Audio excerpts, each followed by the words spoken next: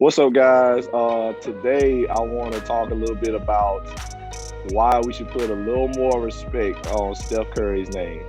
Now, I'm the kind of guy that gets into basketball discussions anywhere, like not just the barbershop, not just on here. I like to start stuff on social media. Those that follow me on social media know I like to start basketball arguments anywhere.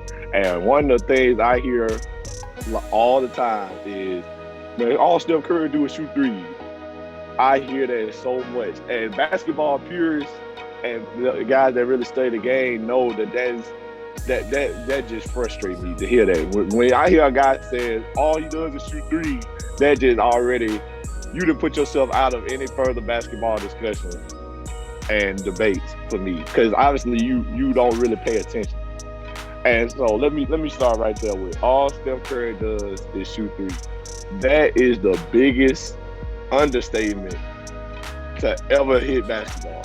Is all Steph Curry shoot. All he does is shoot threes. So you that means you will literally sit there and say the best shooter to ever walk this earth, all he does is shoot threes. That'd be the same as if I said all Michael Jordan did was dunk, or if I said all Kobe Bryant did was take fadeaways.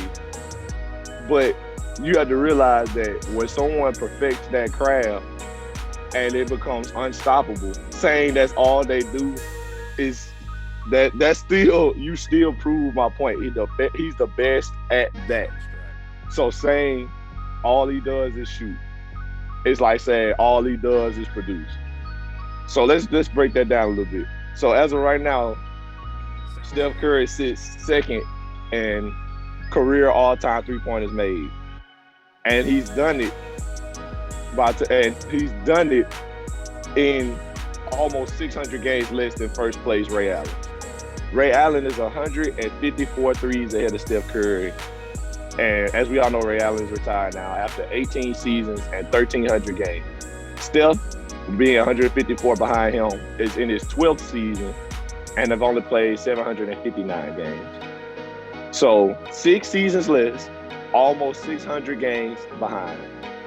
And he's only 153 behind him. And as we know, Steph can go off for 10 threes, 11 threes any given night.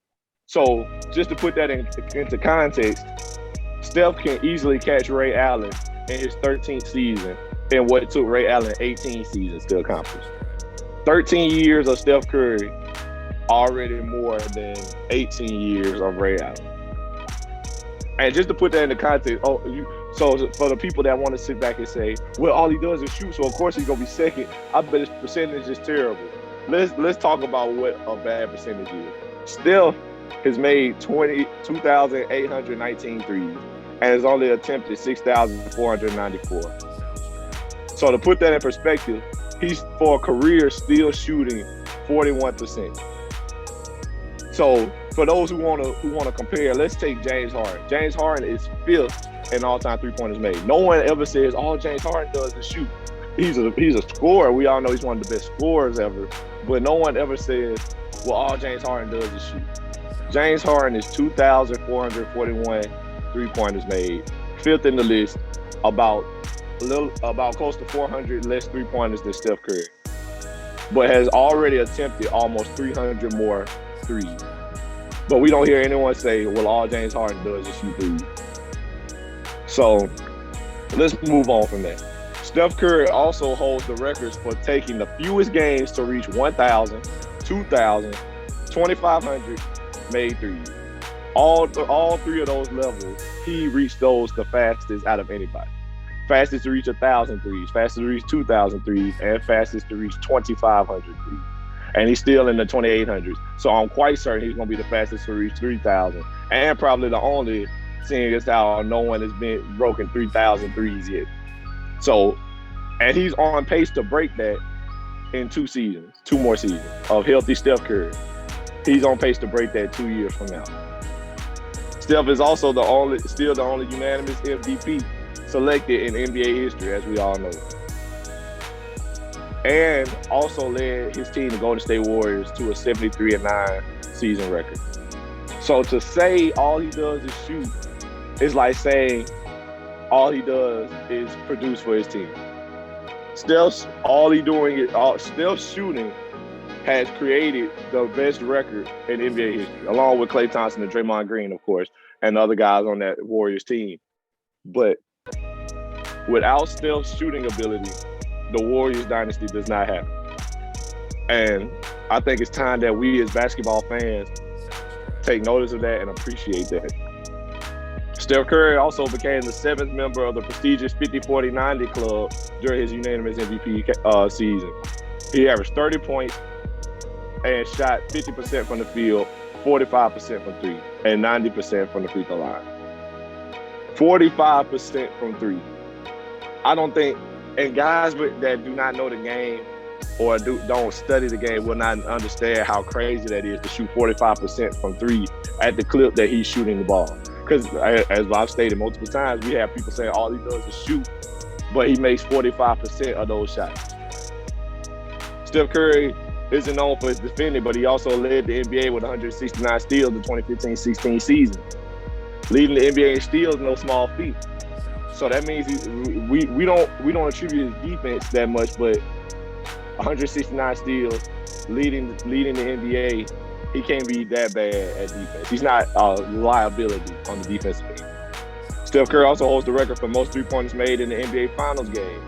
He achieved this by hitting 9 threes against the Cleveland Cavaliers in Game 2 of the 2018 NBA Finals. So he's also done this on the highest stage. Now, we have a lot of people that say Steph doesn't show up in the finals, but if we want to be realistic, the year that the first time the Warriors beat the Cavs and Andre Iguodala won Finals MVP, we had Steph Curry right there, who was just as eligible to win that award, but they decided to give to Iggy for guarding LeBron and holding him to 35, 10, and 9. Nothing major. So I just think we don't put enough of respect on the name of the best shooter in the world. Steph Curry also set the record for the most three-pointers made in a single postseason campaign by dropping 98 on the same during the 2015 NBA playoffs. This record was unmatched until just a year later on one fewer attempts by his teammate Klay Thompson.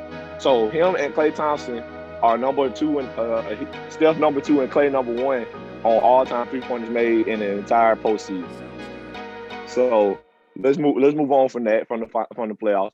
2010s was clearly the decade of the Golden State Warriors, and Stephen Curry was the forefront of it with 6 consecutive NBA All-Star selections from 2014 to 2019. So over half a decade, Steph Curry was a All-Star. Also 2 MVPs in that span. Also 3 championships in that span.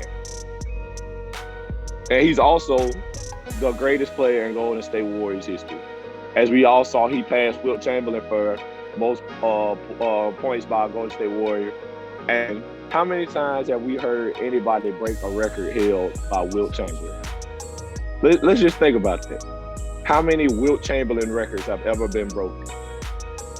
And I can honestly say Steph is the first guy I've ever seen break any record that Wilt Chamberlain previously held. And so it's easy to say now at this point in time, Steph Curry is the greatest Warrior of all time, the greatest shooter of all time. And we can even say he's one of the most selfless superstars of all time for ingratiating Kevin Durant into his team, which was clearly his team. He was the leader and the focal point of their offense, ingratiating Kevin Durant, probably the second best player in the world at the time, and allowing him to be the number 1 option for that team. And I think he just gets the credit for that. So lastly, I want to say that saying all Steph Curry does is shoot is once again the biggest understatement of basketball history. And to say that and not say all James Harden does is shoot, or to say that and not say all Damian Lillard does is shoot, is the craziest thing to me. So we have a guy in the 50-40-90 club. We have a guy shooting 45% with also taking over 8 threes a game. We have a guy almost number 1 in three-point shooting, field goals, and taking 6 seasons less to get there. And probably a good, healthy season away from being number 1. Probably 2 seasons away from being the first one to hit 3,000. saying all he does is shoot is clearly the biggest understatement in NBA history. And so all I want guys to take away from this is we gotta leave that alone. We gotta leave that behind in the past. Steph may not be the player we want him to be.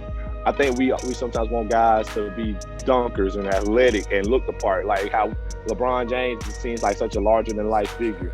So does Giannis Antetokounmpo. So does Kevin Durant, 7 feet, handling the ball, shooting, things like that. But then we have little skinny Steph. Early on in his years, they was calling him the baby-faced assassin because he didn't have no facial hair. He looked young, looked frail, but then he's killing your favorite point guard every time. And so that's just my personal belief of where that stems from. And it's time to let it go. He's proven to us time and time again that he's the greatest shooter of all time.